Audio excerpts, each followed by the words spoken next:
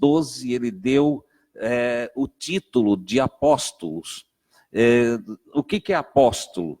Apóstolo quer dizer o enviado.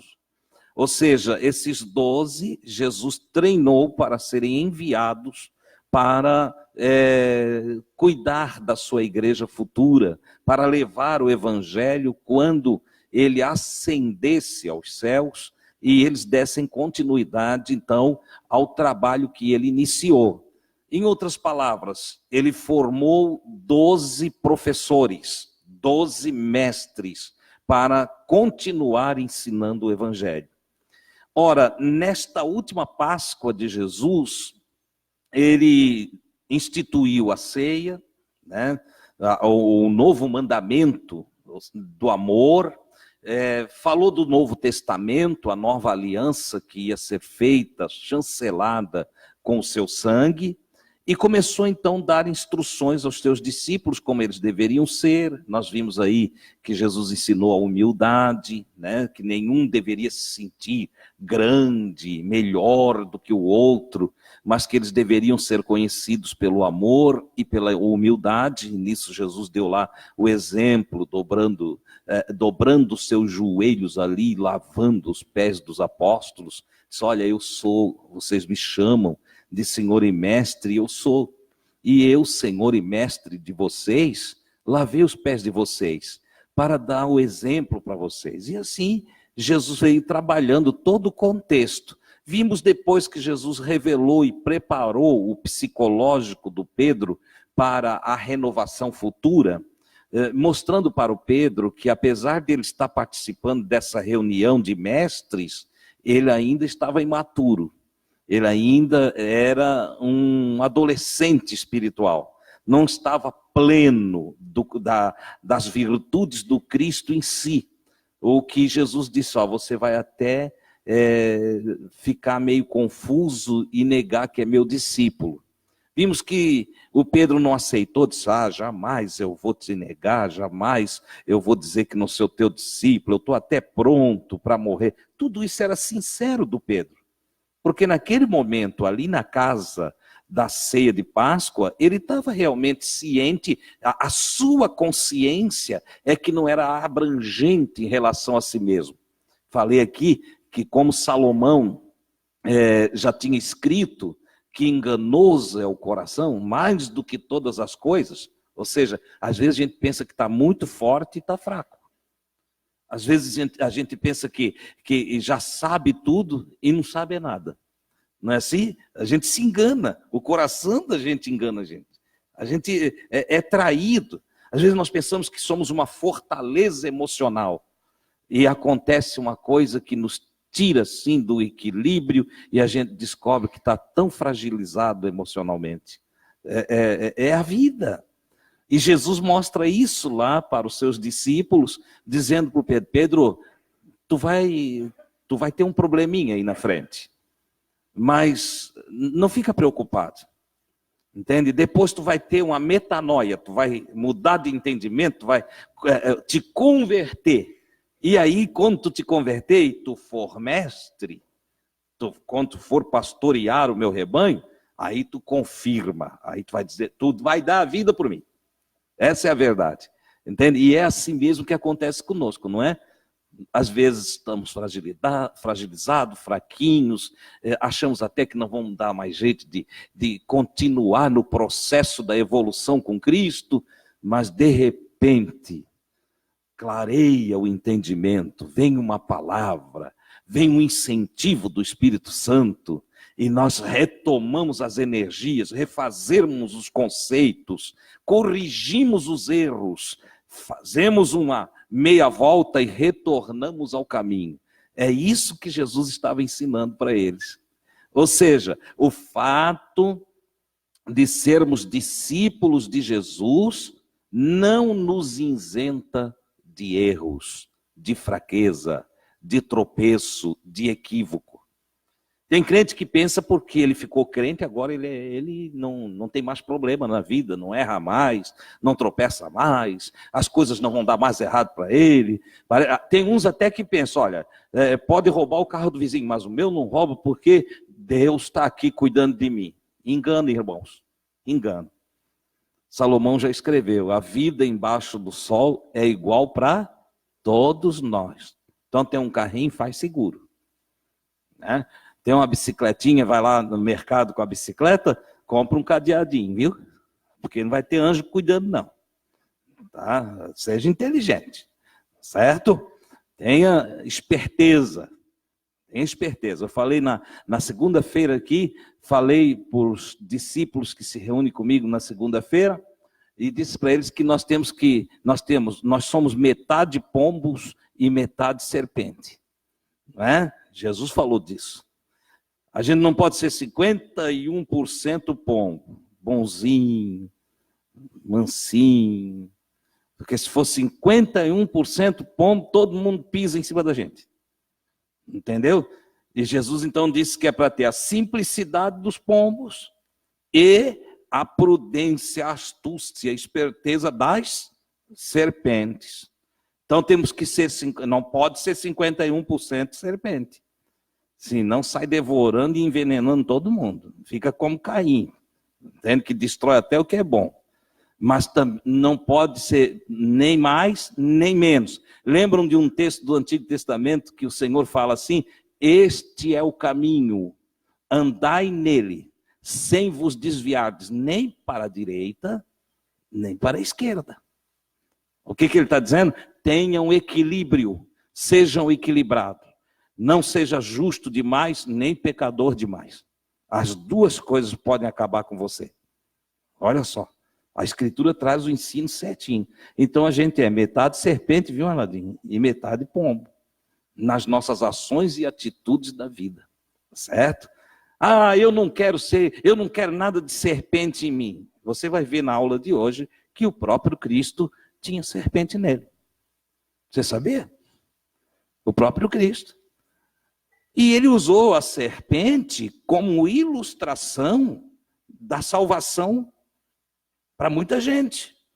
Tem gente que se salva porque usa da astúcia, da prudência da serpente.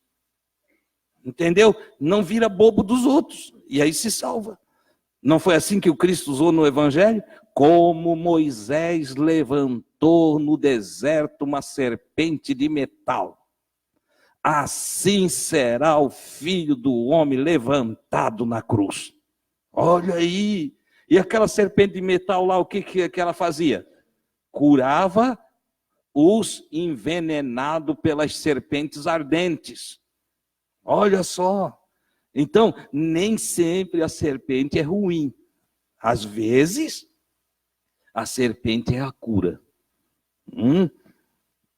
Inclusive, quem é picado de uma serpente precisa do veneno da serpente para usar como soro, para curar.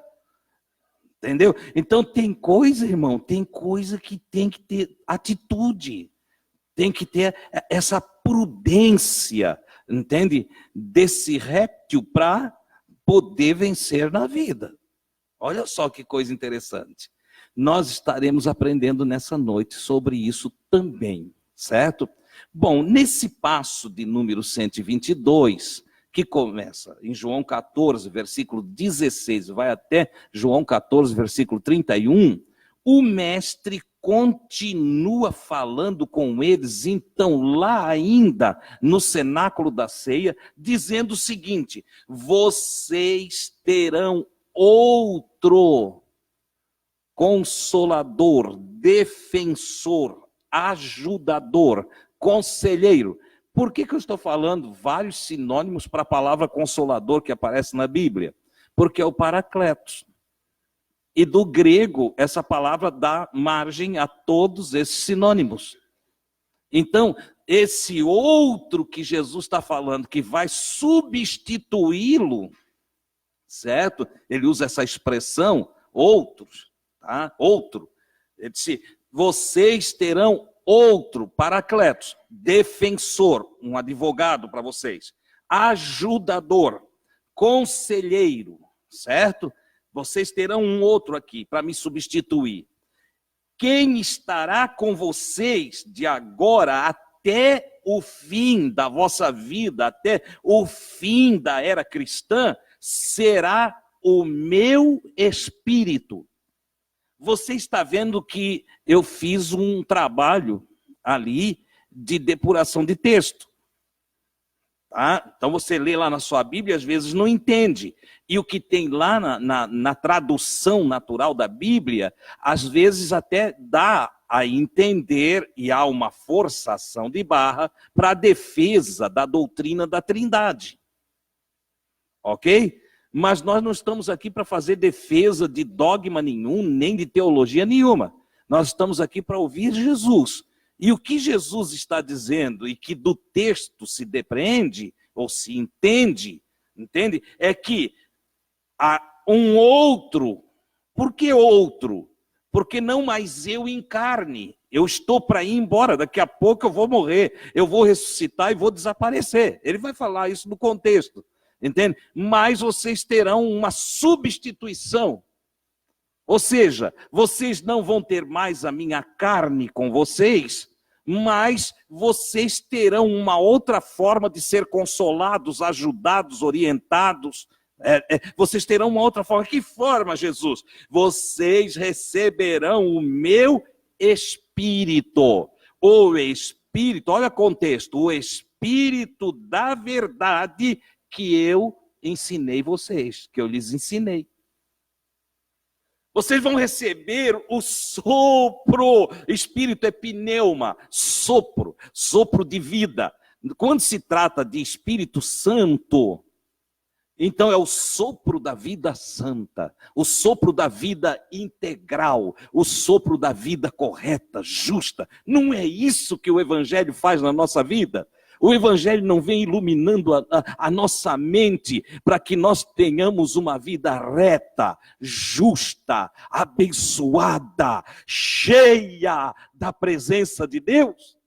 E é isso que o Evangelho faz em nós. E é isto que Jesus então está dizendo aí em João 14. Olha, vocês daqui a pouco vão perder a minha carne, mas eu já preparei tudo para que vocês recebam o meu Espírito, o Espírito da verdade. Ele não disse, ali no início das instruções para os apóstolos na ceia, ele não disse, eu sou o caminho, a verdade e a vida. Olha só, então ele está dizendo, o Espírito que vocês vão receber, o sopro santo que vai vir sobre vocês, é o meu Espírito, o Espírito da verdade, que vai estar com vocês. Ele continua, o Criador, ainda na matéria, continua ensinando. Vamos ver o que ele diz. O mundo não pode receber o meu Espírito. O mundão não pode receber o meu Espírito. Ele não tem condições de receber o meu Espírito. Porque o mundo está num lamaçal. O mundo vive na injustiça, na insensibilidade. O mundo não é sensível, o mundo é mau. O mundo é terrível. Entende? Então ele disse, o mundo não pode receber o meu Espírito, porque não possui sensibilidade, visão para o conhecer. O mundo não conhece a Jesus. Não conhece porque não o busca, não o ouve, não o quer, não aprende dele. Por isso mesmo falta ao mundo sensibilidade para percebê-lo no Espírito. Vocês estão entendendo? Eu estou explicando o texto de lá. Olha aí. Ele continua ainda. Mas vocês conhecem o meu Espírito, pois o meu Espírito vive dentro de vocês. Olha só. Vocês lembram que numas lições ali atrás, Jesus soprou o Espírito Santo sobre os discípulos? Vocês leram já no Evangelho, ouviram? E nós passamos aqui por esse ensino. Jesus olhou para eles e soprou sobre eles o Espírito Santo. Ele soprou e disse assim, recebei o Espírito Santo. Olha que coisa maravilhosa. Então ele diz, vocês já receberam. Vocês têm sensibilidade do Espírito porque ele já está dentro de vocês. Vocês não ficarão sozinhos, mas eu voltarei para vocês em espírito. Olha que coisa extraordinária. Ele está preparando, porque, veja só, durante 3 anos e meio, os apóstolos tinham acostumado a dormir onde Jesus dormia, acordar e ver Jesus, andar com Jesus o dia todo, comer pãozinho multiplicado pela mão de Jesus, peixinho que Jesus partiu, deu para eles, na mão deles, viram milagres, viram os sinais extraordinários, acostumaram a ser corrigidos, orientados, ensinados, disciplinados por Jesus.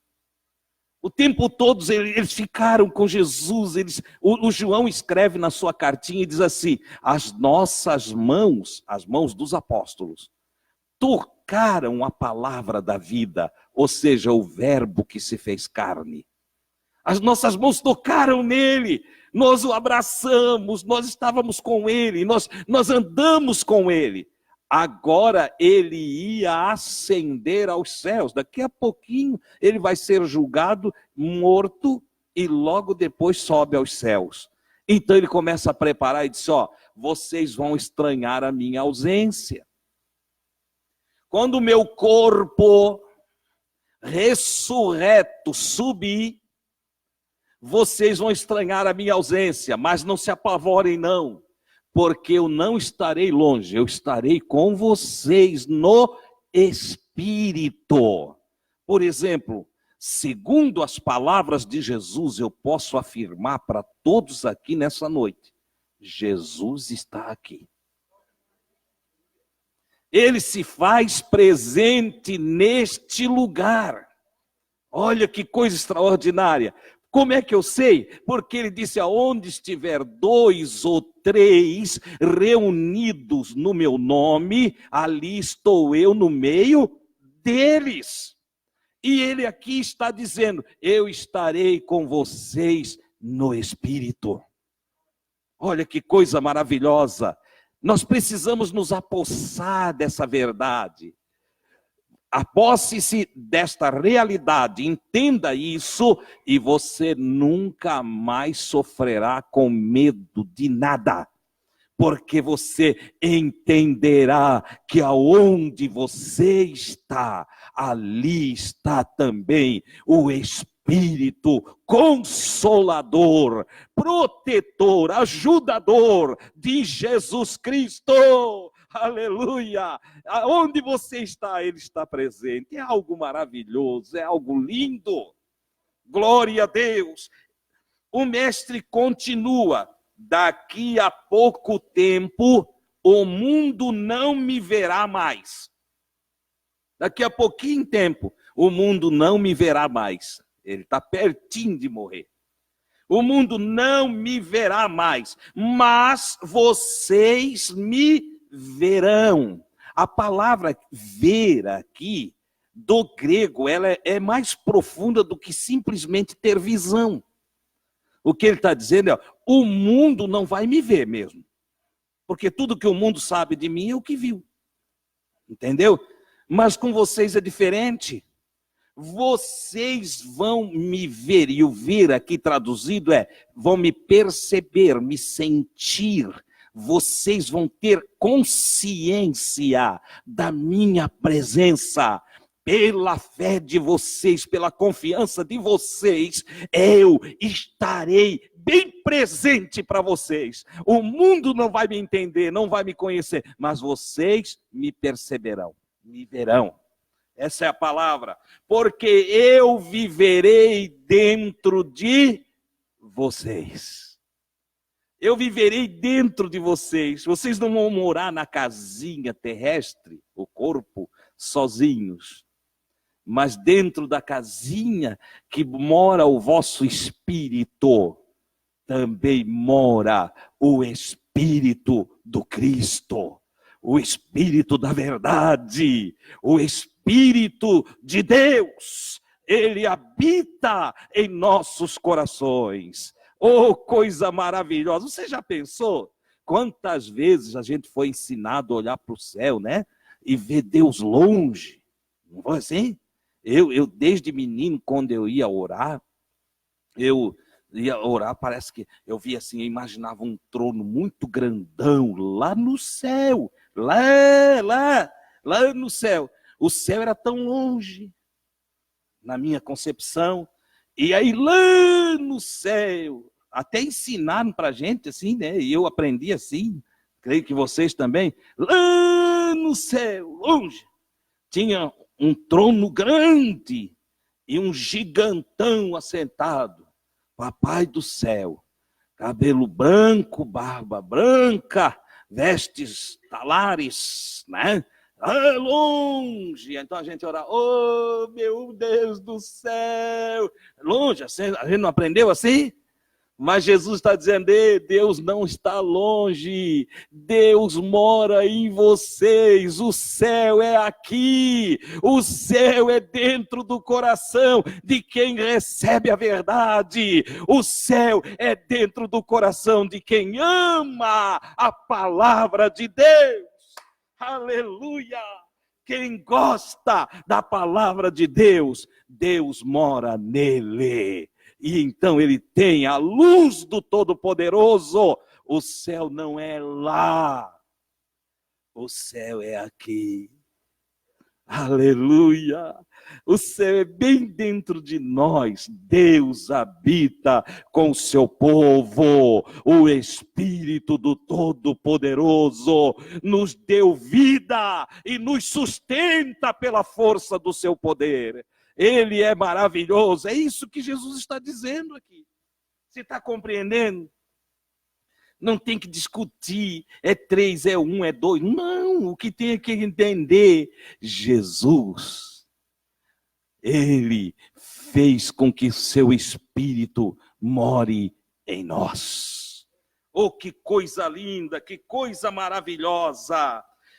Quem habita dentro de nós é o Logos, a sabedoria do Cristo, não uma outra pessoa.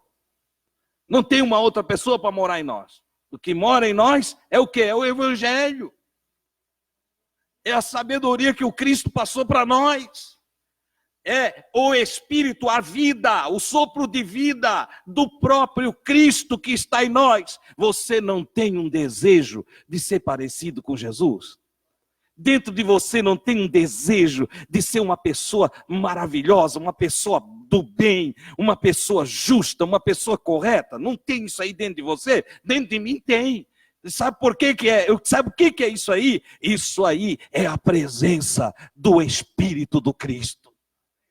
É a sabedoria do Cristo que nos alcançou e nos iluminou, nos fez entender que a vida de verdade está reservada para quem faz o bem, para quem ama o próximo, para quem é da luz. Aleluia! Então ele disse, vocês entendem tudo isso porque já receberam a minha sabedoria. Receber o Logos, a palavra viva de Deus no coração de vocês. Neste dia, quando eu subir, quando eu ascender aos céus, e o Espírito passar a dominar vocês por dentro, o Logos, a palavra ter valor para vocês, e vocês, dentro de vocês, forem iluminados com sabedoria do alto, neste dia, vocês entenderão que o Criador está em mim. E agora eu estarei em vocês. Olha que coisa extraordinária. Quando vocês recebem o Espírito, vocês entendem, passam a entender, porque o Espírito ele é esclarecedor, ele é sabedoria. O evangelho pelo evangelho às vezes é complicado, letra por letra mata. Mas o espírito do evangelho é vivificador, ele ilumina, ele expande a consciência, ele desenvolve o ser de cada um de nós para melhor. Então, olha só, neste dia em que eu subir e o Espírito vir e habitar em vocês, então vocês vão me receber no Espírito. A partir desse dia vocês vão entender o que é que eu digo, que o Pai está em mim e eu estou no Pai. Eu e o Pai somos um. E vocês vão entender, porque vocês vão entender que eu estarei em vocês e vocês estarão em mim. Olha só que coisa maravilhosa. Vocês vão estar vivendo os meus ensinos, então estão em mim. E eu estarei dentro de vocês. Vocês vão passar a entender o mistério entre o Pai e eu, porque vocês vão ter uma relação igualzinha, vocês e eu. Juntos nós faremos um só ser. O ser cristificado, o ser renovado, o ser que nasceu de novo para uma viva esperança e para o zelo e prática de boas obras. Olha que coisa extraordinária é a proposta do Cristo. Quem tem os meus ensinos e os segue, versículo 21, esse realmente me ama. Ou seja, não adianta dizer eu amo Jesus, eu amo Jesus. Para ele, quem ama, segue os ensinamentos dele. E os que me amam serão amados pelo Criador e conhecerão como eu sou. Ou me conhecerão como eu sou. Quem me ama, guarda os meus ensinos. O que guarda os meus ensinos é amado pelo Criador. E passa a conhecer como eu sou. Porque não tem outra forma de conhecermos Jesus a não ser pelo seu ensino, pela sua doutrina. Ele já tinha dito lá atrás nos evangelhos, em outros passos que estudamos, ele tinha dito, se alguém é de Deus, conhece a palavra de Deus. Ele disse, e a doutrina é conhecida se é de Deus ou não, por quem quer ouvir a palavra de Deus. Ora, se eu desejo ouvir Deus, se eu desejo ser instruído por Deus, então eu vou descobrir pela própria doutrina se a doutrina é de Deus ou não. Não precisa ter medo de ser enganado. Quem é de Deus não se engana, conhece a voz de Deus. Porque sabe que tudo que vem de Deus é bom. Como está escrito, toda dádiva e todo dom perfeito desce do alto, vindo do Pai das luzes. Olha que coisa extraordinária, que coisa maravilhosa. Jesus está ensinando que todos que seguem os seus ensinos o amam. E aos que o amam, ele se revelará como Criador. Porque quem é Jesus? Jesus é a manifestação em carne do Criador. Não é assim? Não foi Deus que se esvaziou de si e preparou um corpo para manifestar a sua plenitude na carne. Então, ora, Jesus é a manifestação em carne. Eu às vezes digo que ele é o holograma do Pai, né? Para quem entende a linguagem da computação, da ciência moderna da computação, Jesus é o holograma do Pai. Para os mais jovens, ele é o avatar do Pai, né? Então, olha só, mas Jesus, na verdade, em carne é a manifestação do Pai. Como é Deus? Eu não saberia, porque Deus é Espírito, é muito além do meu entendimento. A minha mente não comportaria a percepção plena do Todo-Poderoso. E aí Deus, que amou o mundo de tal maneira, prepara um ser, um homem chamado Jesus. Ele faz um processo, um trabalho todo especial e traz Jesus a esta terra. E ele, Deus, vai se manifestar através de Jesus. De sorte que quando Jesus fala, é Deus falando. Quando Jesus levanta a mão, é Deus levantando a mão. Quando Jesus olha com compaixão, é Deus olhando com compaixão. Quando Jesus abraça, é Deus abraçando. Quando Jesus multiplica pães, é Deus multiplicando. Tudo que Jesus faz é Deus manifestando-se aos homens. Numa forma de homem, num corpo de homem. Ele se manifesta aos homens para que os homens entendam como ele é. De sorte que você, como é Deus, né? Olhe para Jesus. Olhe para Jesus. Ele representa, é a visão que nós conseguimos ter de Deus. A plenitude da divindade habitou corporalmente no homem Jesus. Olha que coisa maravilhosa, aprenda isso. Então, nesse momento que Jesus está falando essas coisas, Tadeu, Judas Tadeu, ali você vai dizer, Judas, não o Iscariotes. Qual era o outro Judas que tinha? Judas Tadeu. Então, nesse momento, Tadeu perguntou, mas por que o Senhor vai se revelar a nós e não ao mundo? Por que o Senhor está dizendo que vai se revelar para nós, mas não vai se revelar para o mundo? O mestre respondeu, quem me ama, segue a minha sabedoria. Ou a sabedoria, meus ensinos, conselhos. Este será meu amado e eu habitarei nele. Olha que coisa. Quem me ama, segue pelo caminho da sabedoria, dos ensinos e conselhos que eu tenho dado a vocês. Paulo escreveu e disse que Jesus é sabedoria de Deus e ciência de Deus.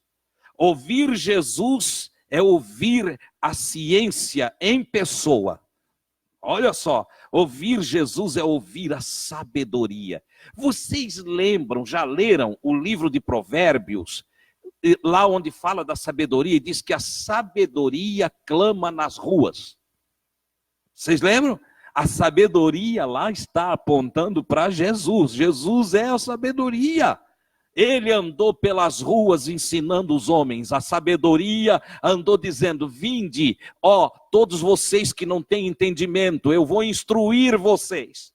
Vocês que não sabem viver, eu vou ensinar vocês a viver. Vocês que não têm entendimento, venham adquirir ciência. A sabedoria clama. Lá tem uma analogia, uma parábola, uma poesia que manifesta o resultado da sabedoria e os feitos da sabedoria. Lá em Provérbios. Você deve ler o livro de Provérbios. E aí você vai entender que Jesus, aquela sabedoria em carne. Então ele diz, olha, aquele que me ama segue a sabedoria, segue os meus ensinos, os meus conselhos, será meu amado e eu habitarei nele. Olha só, na sua tradução lá vai estar, será amado de meu Pai, entende? E nós viremos para ele e faremos nele morada, vamos habitar nele. De novo, há uma defesa aí trinitariana, mas nós não estamos para isso. Nós estamos aqui mostrando que Jesus, antes dele se fazer carne, ele era Espírito, Deus, certo? Ora, ele manifesta-se em carne e depois ele volta a ser Espírito. Ele é Espírito também. Mas ele tem corpo? Tem, mas ele tem um corpo espiritual. Um corpo que passa pela parede, um corpo que aparece, desaparece, que pode ficar gigantesco, entende? E botar um pé no mar, outro na terra. Um corpo que pode se diminuir, entende? Um corpo que pode se juntar em células mínimas como a nossa e aparecer como homem. Ou um corpo que se desintegra, de repente desaparece na vista de todo mundo. Não é assim? Quando ele esteve na aldeia de Emaús, logo após a ressurreição, ele não estava num corpo de carne e osso, mas totalmente da vida 777, um corpo espiritual. Não viram os discípulos de Emaús, quando ele deu graça e conheceram ele, o que aconteceu? Ele desapareceu. Porque é um outro corpo, é uma outra matéria, é uma matéria que não é deste planeta, não é usada, a ciência deste mundo não adquiriu e não poderá adquirir capacidade, não vai conseguir, porque antes disso virá a vida 777, a vida de Deus nos alcançará, aleluia, e nós teremos novo corpo, nova vida, nova matéria, um corpo parecido com o de Jesus. Ora, mas quem não me ama, não segue a sabedoria, não segue os meus ensinos, não segue os meus mandamentos, a minha doutrina, os meus princípios de vida. Você está entendendo? Tem gente por aí, eu amo Jesus, eu amo muito Jesus. Mas aí você vai ver como é que ele vive brigando, vive fazendo as coisas erradas, vive falando mal das pessoas, vive murmurando, fazendo confusão entre amigos e irmãos. Não é assim? Tem gente que diz, eu amo Jesus, mas anda todo atrapalhado. Ele não segue o quê? A sabedoria. Porque a vida de quem vive brigando, a vida de quem vive fazendo confusão, de quem vive caluniando, falando mal dos outros, é a vida do quê? Do ignorante. Não é assim? E quem é o ignorante? É o que não tem sabedoria. Não é? Então, veja bem, Jesus está dizendo, aquele que não me ama, vocês vão conhecer ele facilzinho. Como é que nós vamos conhecer ele, Jesus? É simples, ele não segue a sabedoria. Ele segue a ignorância. Entendeu? Ele é soberbo, orgulhoso, ele é todo cheio de confusão, ele é daquele que bate no pé. Não, comigo é assim, comigo é desse jeito. Entendeu? E aí acha que está fazendo grande coisa, é valentão, entende? Todo cheio de... Não adianta, irmão. Só os humildes encontrarão a Deus. Aleluia! Só os mansos verão ou herdarão a terra. Só os puros de coração, olha a pureza. Os que têm a humildade do aprendizado, que se deixam disciplinar, que se deixam doutrinar, que amam a sabedoria, só eles amam a Deus de verdade. Quem não quer receber a sabedoria, não ama. Ele disse, mas quem não me ama, não segue a sabedoria, por isto não terá esta revelação, esta percepção do Espírito Consolador, o Espírito da verdade. Eles não vão entender nada disso. Ele está explicando para o Tadeu. Enquanto estou em carne com vocês, versículo 25, tenho ensinado tudo isso. Eu estou ensinando vocês enquanto eu estou aqui em carne. O defensor, advogado, consolador que habitará em vocês, fará com que vocês se lembrem de tudo que eu lhes ensinei. O Espírito que vocês vão receber, ele fará, não deixará vocês esquecer dos meus ensinos, da minha história, da minha doutrina, dos princípios de vida. E não é que nesses 2000 e poucos anos, de um modo maravilhoso, o Criador preservou a palavra do Cristo. Tentaram queimar as Bíblias, tudo, tentaram destruir a doutrina apostólica, mas aí quando pensavam que tinham dado jeito, lá aparecia um pouco de pergaminho escondido numa caverna. Entende? Os bichinhos foram cavar lá no Egito e acharam lá os pedaços de pergaminho. Olha só, o Criador cuidou para que a palavra do Cristo não ficasse no anonimato, esquecida. Jesus estava falando isso para os discípulos.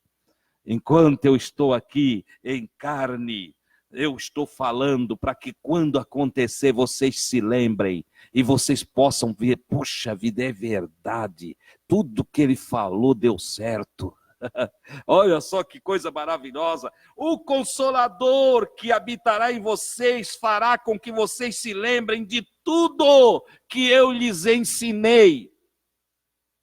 Ele vai fazer com que a mente de vocês trabalhe conhecendo, entendendo e não esquecendo dos meus ensinos.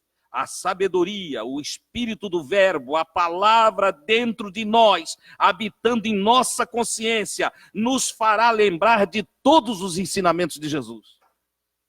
Receba o evangelho e ele ampliará a sua consciência. E consciência expandida não pode, nunca mais, involuir. Entendeu a palavra? A consciência, uma vez expandida, é evolução. E nunca mais ela poderá involuir. Ela expandiu, não volta. O que você recebeu, recebeu. E se você querer negar a verdade, ainda assim, a consciência, na luz do Espírito do Cristo, dirá para você, você sabe que está mentindo. Você sabe que está errando.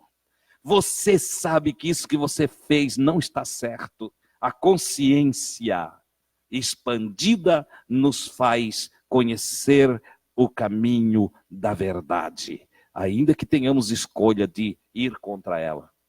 Mas não dá para dizer, eu não sabia, eu não conhecia, eu não entendi. Não, senhores, não dá, porque a consciência nos fará lembrar de toda a sabedoria aplicada em nós, de toda a doutrina que recebemos, de todo o ensino do Cristo que veio a nós gratuitamente.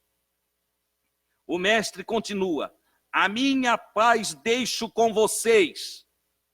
Ele está falando para a minha paz eu deixo com vocês. O mundo não tem a verdadeira paz.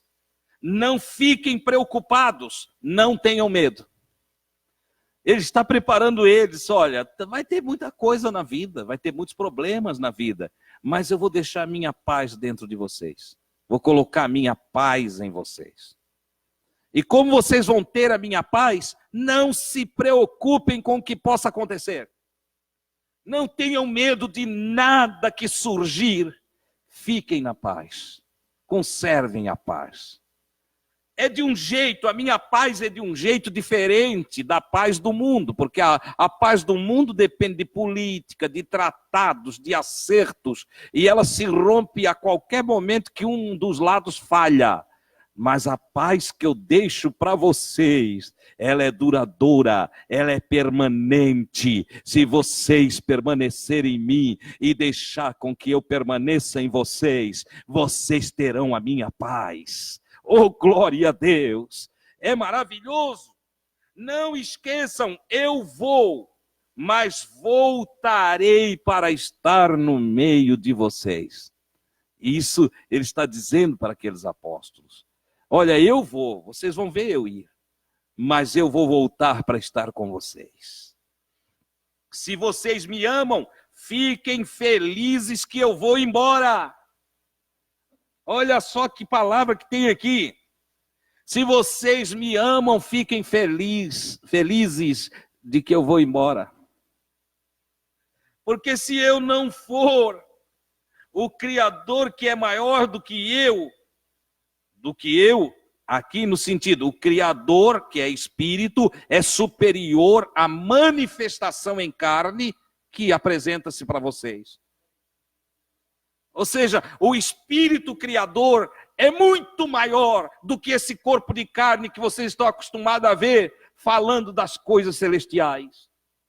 Eu preciso sair desse corpo de carne e voltar ao estado original da minha vida inicial, para que então se manifeste em vocês tudo que eu sou para vocês.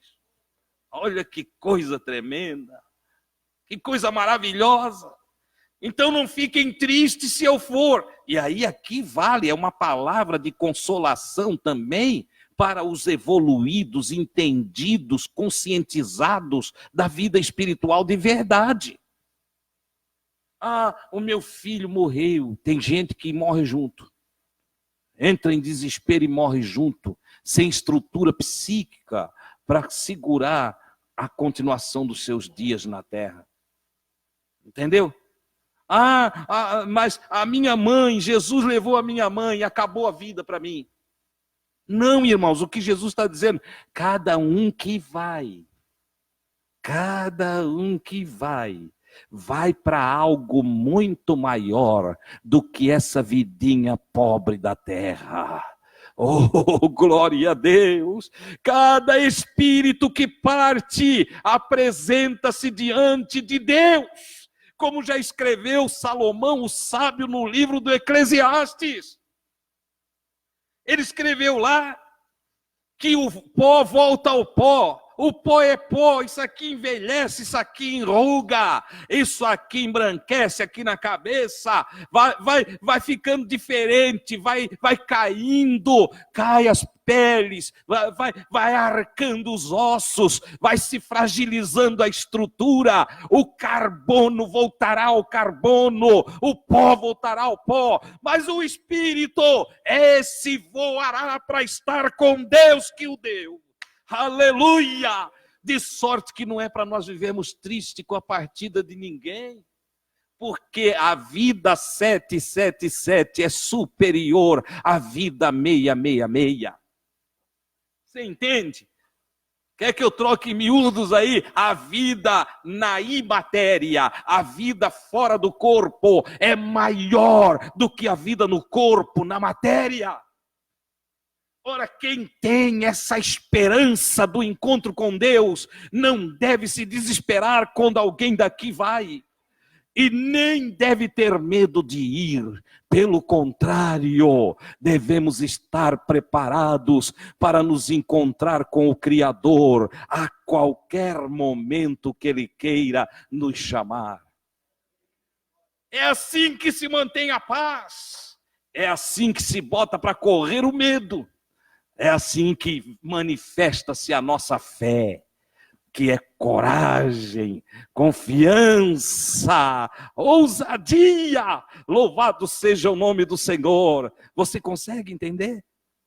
Ele é o Cristo ensinando os seus apóstolos, seus discípulos. Não fiquem tristes porque eu vou embora. Não fiquem. Porque o Criador é maior do que eu. Criador em carne. Ora, a vida no Espírito é superior à vida na matéria. Ele está dizendo que ser filho de Deus, como ele sempre falou, e ele colocava-se também como filho do homem, filho da humanidade. Ele disse, ser filho é ser pequeno. Por quê? Porque mesmo o Criador estando manifesto nele, ele era limitado. Como filho do homem, ele não tinha onipresença, não tinha onisciência, não tinha os atributos que só a divindade pode ter. Você entende? Ele dependia do Espírito para que, através do corpo, manifestasse todos os sinais que vimos. Agora ele está dizendo, olha, o filho, eu como filho, eu aqui em carne, eu estou prisioneiro da matéria, eu estou aqui limitado, mas se eu voltar a ser o que eu era antes, se eu voltar à vida 77, atemporal, imaterial, em outras dimensões que vocês não conhecem, eu estarei podendo ajudar muito mais a todos vocês. Como filho, se eu estou em Jerusalém, eu não estou em Emaús. Né? Como filho, se eu estou em Emaús, não posso estar em Betânia. Estou limitado ao corpo. Não posso estar em Betânia. É por isso que o amigo Lázaro chegou a ser sepultado. Porque se estivesse em Betânia, a Marta e a Maria disseram, se estivesse aqui o nosso irmão não morria. Entendeu? Porque ele estava em outro lugar, não pôde ajudar ali.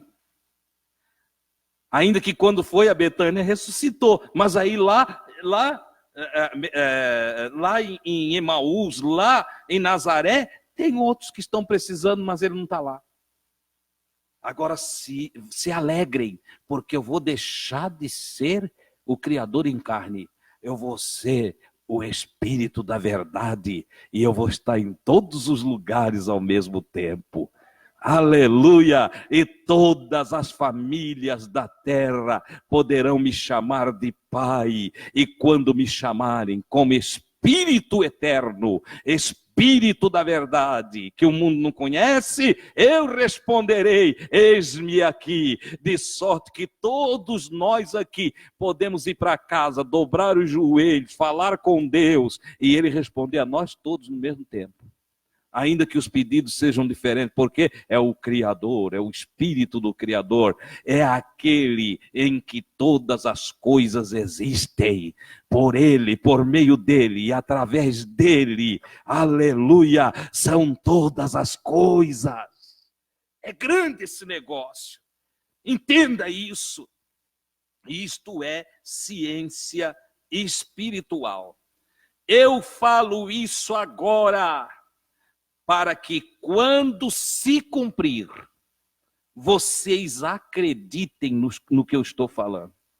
Eu estou falando isso agora, enquanto vocês estão me conhecendo nesse plano, mas depois que eu for, vocês vão ver que isso vai acontecer, né? Ele fala aqui para que quando a manifestação de Atos capítulo 2 acontecesse, que ali veio a evidência, porque ali evidenciou-se a presença do Espírito, em Pentecoste, 52 dias depois da sua morte. Ele se manifesta em Pentecoste como o Espírito da verdade que desceu sobre todos aqueles que guardaram a sua palavra naqueles dias. Olha que coisa tremenda. Ele disse: eu estou falando antecipadamente, para quando acontecer, ser um testemunho para a vossa fé, e vocês se firmar, sabendo que aquilo que eu falo é verdade, porque falo no Espírito da verdade. Um mestre continua: não posso prolongar mais o meu ensino.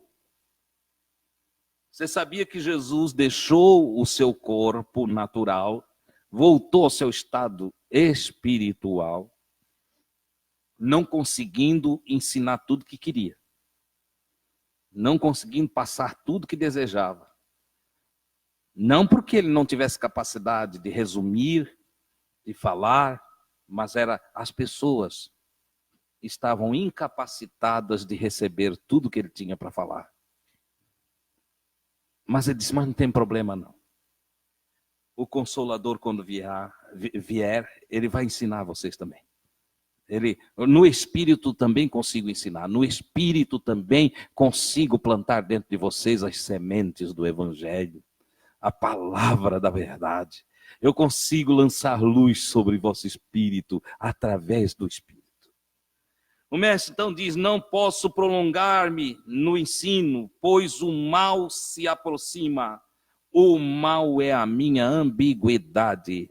Eu tenho o lado serpente e eu tenho o lado pombo. É o que ele está dizendo aí. Quando se lê aí na Bíblia de vocês, parece que o mal é um ser que aparece, né? Não. Ele está falando do lado de dentro dele, entendeu? Olha, eu estou para morrer e dentro de mim está uma guerra. O meu ego, o meu mal, o meu ego não quer que eu morra. Mas o meu espírito entende que foi para isso que eu nasci. Então eu tenho uma dualidade em mim. Tem uma ambiguidade, há uma guerra aqui em mim. Vocês vão perceber nos próximos passos que ele sai daqui, porque agora aqui ele vai se levantar da ceia e vai convidar os apóstolos para sair dali. Aí no versículo 31. Ele vai convidar: levante-se, venham. E ele vai sair daquele cenáculo, ele vai lá para o jardim do Getsêmani. É madrugada. Ele está no meio da madrugada. E ele vai lá para o jardim do Getsêmani, onde vai ter aquela oração que ele soa gotas de sangue. E qual é a oração? Quem lembra? Se for possível. Eu não gostaria de passar por isso.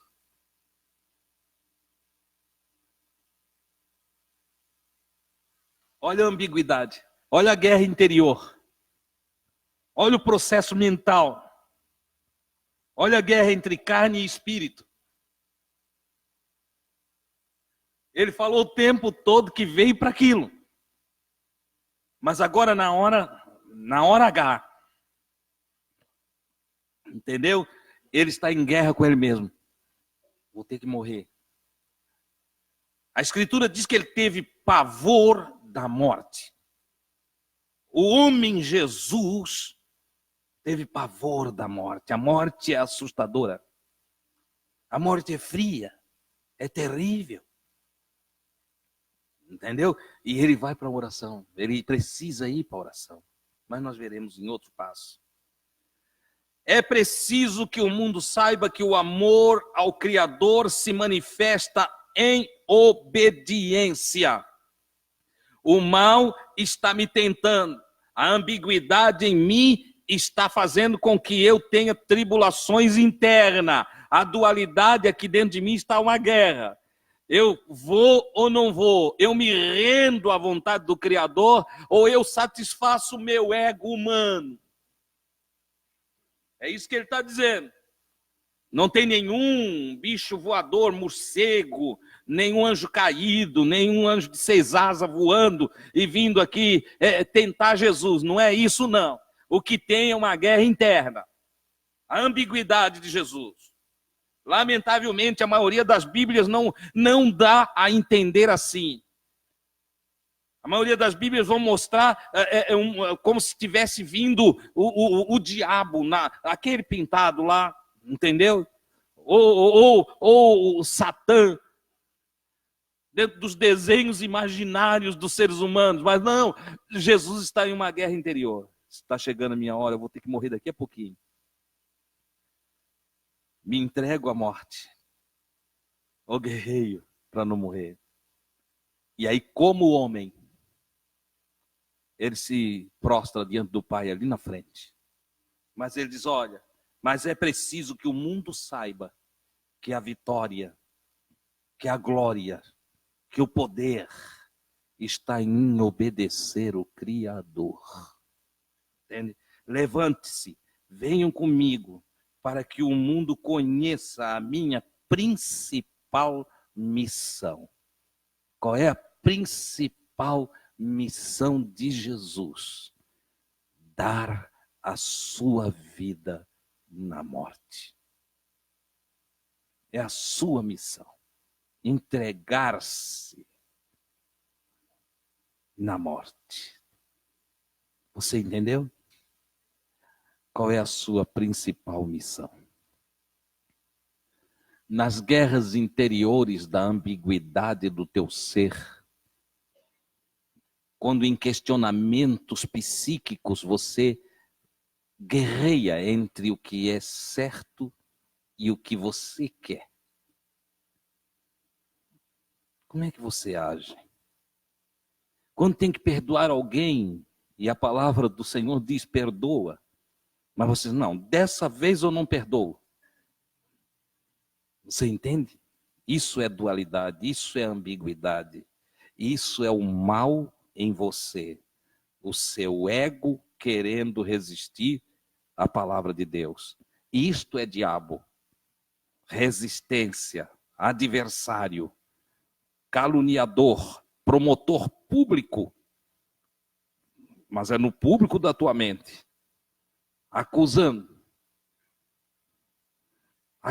você. Isso é diabo. E como é que você faz? Jesus foi orar. Jesus entendeu que tem coisa que só com oração. Tem castas, você vai ler lá na sua Bíblia, castas de demônio. E eu vou dizer para ti, tem castas. Você sabe o que é casta? Por exemplo, a sociedade indiana é uma sociedade formada de castas. Castas inferiores, pobres. Castas média, os que têm um pouquinho mais. Castas de doutores, grupos de doutores. E na concepção deles não pode uma casta passar para outra. O pobre vai morrer pobre, segundo eles. O rico vai ser sempre rico e toda a sua descendência sempre rica. Entende? Eu só estou dando um exemplo para você entender que há castas de pensamentos. Castas internas de maus gênios. De maus gênios. Castas de ruindade. Ah, não, eu não consigo. Isso aí eu não consigo. Quer dizer, Deus diz que é para fazer e tu diz, Deus está me pedindo para fazer coisa que eu não consigo. Nesse sentido, você é Satã, você é um opositor de Deus. É aqui. Quando o apóstolo vai escrever, resiste o diabolos. Resiste o diabo e ele fugirá de vós. Como é que você faz? Você chega ali na esquina, sai, assim não, né? Não, resiste a contrariedade, resiste os pensamentos maus, resiste a calúnia, resiste a raiva, resiste a maldade, resiste a contrariedade, e ela fugirá de vós. Vai embora. Ai, irmão, eu estou com um pensamento ruim aqui, olha, tá ruim, eu estou com um pensamento, vocês não mexem comigo hoje, que eu estou ruim, está cheio de casta. Esta casta de maus gênios, de demônios, você lê, esta casta de maus gênios só sai com jejum e oração. Eu não aguento, porque eu estou aqui, estou pensando isso, estou pensando aquilo. Vai fazer um jejumzinho, vai, uma oraçãozinha. Entende? Vai lá, começa a orar. Resiste e fugirá de vós. Não foge do outro, não. Não é do outro que foge, foge de vós. Vocês é que resistem. Eu é que resisto. Eu resisto e foge de mim. Tem gente que não resiste e fica nele. Fica lá. Tem gente que começa assim, estou pensando em me matar.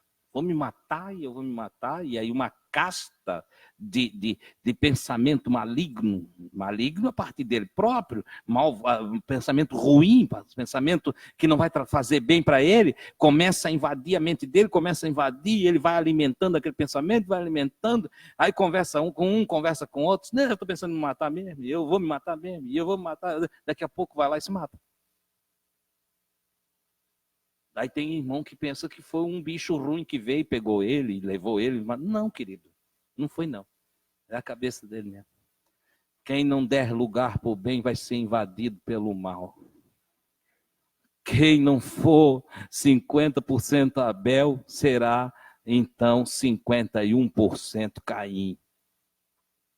Você entende?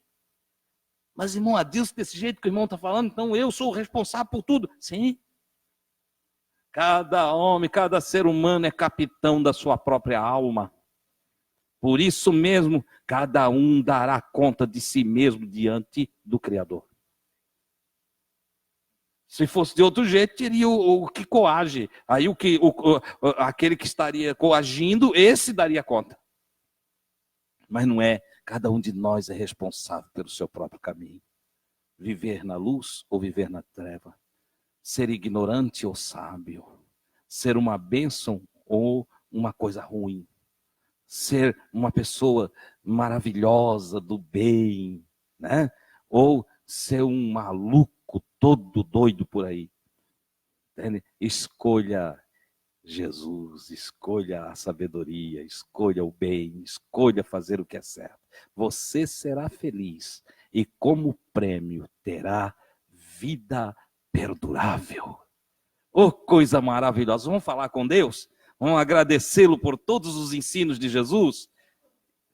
E aproveitar para dizer para ele, Pai do céu, eu quero andar direito, eu quero andar equilibrado, eu preciso, Senhor, me ajuda a ser uma pessoa do bem, carregando a tua luz, dando lugar para ti.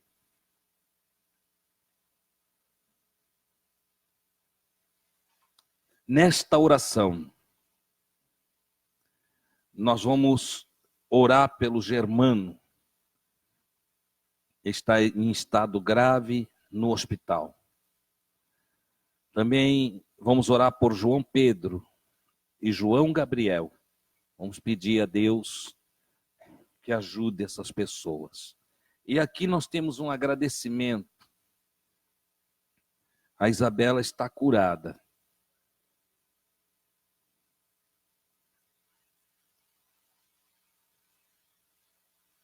A irmã Eva também está testemunhando que está totalmente curada, né? E aqui fica o testemunho como gratidão ao Senhor. Deus é maravilhoso, né? Que coisa boa. A Isabela está dormindo na paz. Olha só. Deus ouve, viu, irmão? Deus ouve. Vamos orar também pela irmã Sandra. Pedir a Deus que a ajude. Saúde? Vamos pedir que Deus dê saúde à irmã Sandra, né? Ali, irmão Jair, põe as mãos sobre a irmã Sandra, né? Se mais alguém, olha aí para o seu lado aí, vê quem está aí, pergunte o nome se você não sabe, e ore por essa pessoa que está perto de você também, abençoa essa pessoa, tá bom? Você que está em casa, seja abençoado agora, enquanto falamos com Deus, receba do Senhor a graça, a bênção da cura. Querido Deus, eu te dou graças por essa oportunidade, pelo privilégio maravilhoso de, mais uma vez, darmos um passo com Jesus. Agradecidos porque tu, Senhor, é verdadeira luz, tu és sabedoria, tu és ciência. Através de ti, Senhor, nossa vida é aperfeiçoada, é santificada, é purificada. Nossa mente, nossa consciência é iluminada. Oh Deus, como tu és maravilhoso, as tuas palavras são palavras de vida, são palavras de bem, são palavras, Senhor, abençoadoras. A tua palavra tem esse poder de nos transformar de glória em glória, de fé em fé, Senhor, até que cada um de nós se apresente diante de ti. Oh, glória a Deus, eu te louvo pelo teu chamamento, pela escolha que fizeste, Senhor, em nos receber diante de ti, em nos dar o direito de sermos chamados teus filhos. Eu te louvo por toda a tua graça sobre a nossa vida e pelas tuas misericórdias que se renovam a cada manhã. Agora, meu Senhor, quando estamos para terminar o nosso encontro desta noite, eu rogo a ti, por João Pedro e João Gabriel, que precisam de ti, precisam da tua ajuda, precisam da tua bênção, da tua graça. Rogo a ti a favor da irmã Sandra, que com a imposição das mãos do teu filho, irmão Jair, está aguardando, Senhor, saúde para o seu corpo. Nós sabemos que tu, o Criador, sabes como fazer para sarar o corpo, Senhor, que está enfermo. Oro pelo Germano, este Senhor, que está em estado grave no hospital, que precisa da tua ajuda. A família certamente aguarda a tua ação, meu Senhor. Eu não sei como o Senhor vai agir em favor do Germano, mas eu sei que o Senhor é Deus. Todas as coisas estão na mão do Senhor. Dá alívio, dá ajuda ao teu filho, Senhor, que se é para ele viver e ainda testemunhar de um milagre, que este milagre aconteça, que a tua boa mão se estenda e este filho receba a cura. Todavia, Senhor, se chegou os seus dias e o Senhor quer chamá-lo, que todos sejam consolados, e que ele mesmo tenha um verdadeiro encontro com o Senhor. Oro ainda, meu Pai, por aqueles que estão em seus lares, nos assistindo através das redes sociais, que sejam Seja abençoado o teu filho, a tua filha, os nossos irmãos que estão enfermos, aqueles que estão, Senhor, com alguma dificuldade, os que foram cercados por alguma adversidade.